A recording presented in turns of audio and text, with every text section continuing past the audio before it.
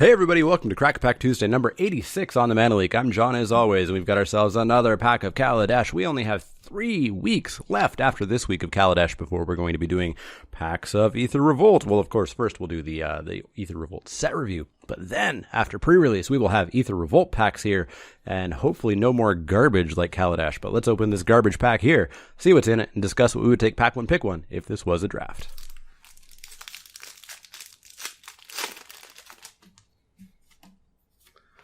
Up first, we have a Spireside Infiltrator, totally fine. One of those cards that I would never want to first pick, but I always like having. I would prefer to take it second, third, fourth pick, but I could take it first pick if I absolutely had to. 2 and a red for a 3/2 when it when it taps, it deals 1 damage to each opponent. Very solid. I like playing these quite a bit, quite a bit, but I don't want to first pick it. We'll keep it in frame just because we know how these packs work. Up next, we have a Sky Swirl Harrier, 4 and a white for a creature bird. It's a 3/4, it's got flying. That's about it. You can play it if you need to. I try not to play these. 5 mana is a lot. You don't often get there. These can cause you to stumble, which kills you dead in Kaladesh. So I try not to play these, and I certainly don't first pick them. Up next is Dramatic Reversal, a card that a few people tried to convince me was okay, but it's really not. 1 and a blue for an instant, untap all non-land permanents you control. Yeah, maybe you surprise them and get them, but you also just have this card that does nothing 99% of the time, so don't play it, let alone first pick it. Up next, we have a Malphis Squad. Malphis Squad is 3 and a black for a creature human artificer. It's a 3/1 with Menace, Fabricate 1. I like Malphis Squad quite a bit. It's not quite as good as Spireside Infiltrator to me. I like Spireside Infiltrator more, but I still like playing a number of Malphis Squads. That number is usually 2. Up next, we have a Tune with Ether. A Tune with Ether is a solid card, and in fact, I would even consider first picking it. I've come around enough that I realize just how ridiculous green is in this format, and that this card allows you to not only play green, the most broken color in this format, but it allows you to play whatever other good cards you also happen to find in the draft.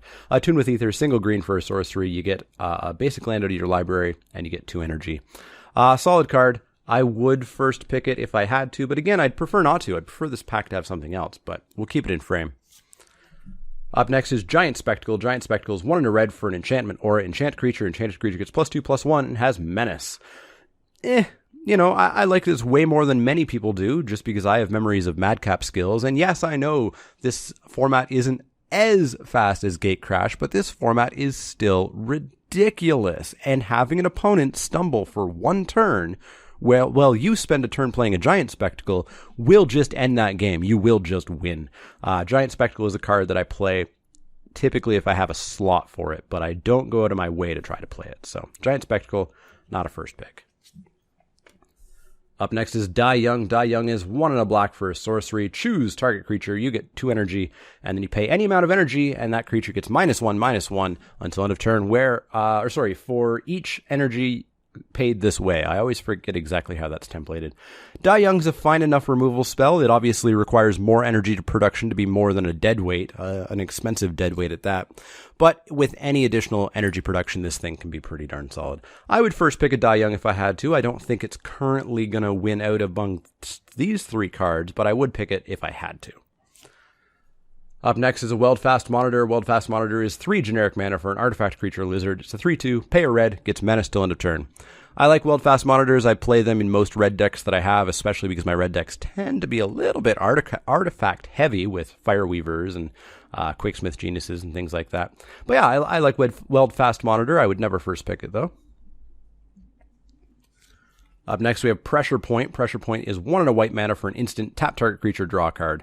I don't like Pressure Point. I don't think it's a playable card. I have not played this format at all, and I don't think I ever really played it back in Cons or Dragons or whenever it was last printed. It's just not a good card. Don't play it. Don't pick it. Our final common, meaning we don't have a foil, and meaning we have 3 weeks left to open my first masterpiece amongst all possible sets that have ever had masterpieces. I still have not opened even one. Riparian Tiger. Riparian Tiger is 3 green for a creature cat. It's a 4/4, it's got trample. You get 2 energy when it comes into play, and when it attacks, you can pay 2 energy to give it +2/+2 until end of turn. It's a fine card. I would definitely consider first picking it. I would probably consider first picking it more so than I would a Spireside Infiltrator, so we can kick that out of there. Yeah, it's a good card. It's in green. Of course, it's a good card. Our first uncommon is Hazardous Conditions. Hazardous Conditions is 2 black-green for a sorcery. Creatures you control, creatures with no counters on them get -2/-2 until end of turn. Bad card. Bad card. I have seen people try to play it, and there just ever so rarely becomes a situation where it's actually okay to play. Not good. Don't pick it. Don't play it. Up next, we have Fretwork Colony. Fretwork Colony is 1 and a black for a creature insect. It's a 1/1. It can't block even. And at the beginning of each upkeep, you put a +1/+1 counter on it and you lose a life. This is very dangerous to play if you're up against white or blue, because a Revoke Privileges or a Capture by the Consulate or a Malfunction will just kill you. That being said, if you're not against those colors, this can do a little bit of work, but I still avoid it if I can. And I certainly don't first pick it. Up next is Elegant Edgecrafters. Elegant Edgecrafters is 4 green for a creature elf artificer. It's a 3/4. It can't be blocked by creatures with power 2 or less and fabricate 2. So you can make this a 5/6 that can't be blocked by little dudes. Fine enough card, but oh boy, is 6 mana really, really expensive. I tend to avoid this card if I can, but then again, I also haven't played green in weeks because you can never actually draft it successfully. Yeah, I don't know. I'm not super sold on Elegant Edgecrafters. I think there are better green cards, but even for this being a bad green card, it's still a really good card. Our rare is Girapur Orrery. Girapur Orrery is 4 generic mana for an unplayable card. It's an artifact. Each player may play an additional land on each of his or her turns. At the beginning of each player's upkeep, if that player has no cards in their hand, that player draws 3 cards. Terrible. Just awful. You don't want to do symmetric effects like that with your opponent, especially when they get the first advantage with most of this. Just terrible. Don't even try to play it. It's one of the worst artifacts in the set.